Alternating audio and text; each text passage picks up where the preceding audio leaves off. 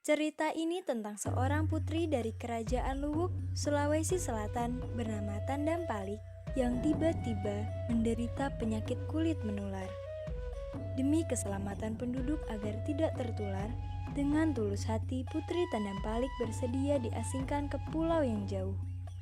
Dengan berat hati, sang ayah yang bernama Datuk Luwuk harus merelakan kepergian anak tercintanya. Ia membekali putrinya dengan keris pusaka sebagai tanda bahwa ia tidak pernah melupakan apalagi membuang anaknya. Setelah berbulan-bulan berlayar tanpa tujuan, Putri Tandampalik dan para pengawal setianya tiba di suatu pulau bernama Pulau Wajo.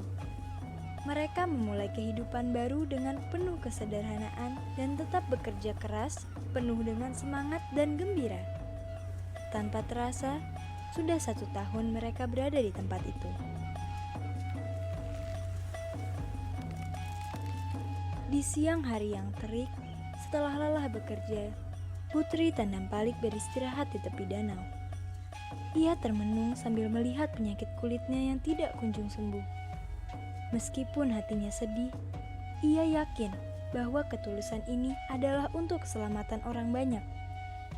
Di tengah lamunannya, tiba-tiba seekor kerbau putih datang menghampirinya dan menjilati kulit sang putri dengan lembut. Ajaibnya, penyakit kulit sang putri hilang tanpa bekas. Kulitnya kembali halus dan bersih seperti sedia kala. Sang putri pun berpesan kepada pengawalnya untuk tidak menyembelih kerbau putih yang ada di pulau itu. Suatu hari, seorang pangeran dari Bone pergi berburu ke Pulau Wajo dan kemudian tersesat di hutan. Tanpa sengaja, ia tiba di sebuah perkampungan dan bertemu dengan Putri Tandampalik yang perilakunya amat sopan. Kedua anak muda itu saling jatuh hati. Pangeran dari Bone tersebut berjanji akan meminang sang putri. Lalu, Putri Tandampalik memberikan keris pusaka kepada Pangeran dari Bone untuk dibawa menghadap ayahnya. Jika Datuk Luwuk bersedia menerima keris pusaka itu, maka Pangeran dari Bone boleh menikahinya. Setibanya di kerajaan Luwuk, Pangeran dari Bone menceritakan pertemuannya dengan Putri Tandampalik dan menyerahkan keris pusaka itu kepada Datuk Luwuk.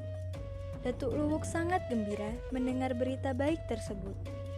Ia pun menerima keris pusaka itu dengan tulus dan menyetujui lamaran Pangeran dari Bone untuk menikahi putrinya. Akhirnya, Putri Tandampalik menikah dengan Pangeran dari Bone di Pulau Wajo. Seluruh keluarga dari 2 kerajaan besar di Sulawesi Selatan itu bersukacita dengan pernikahan tersebut.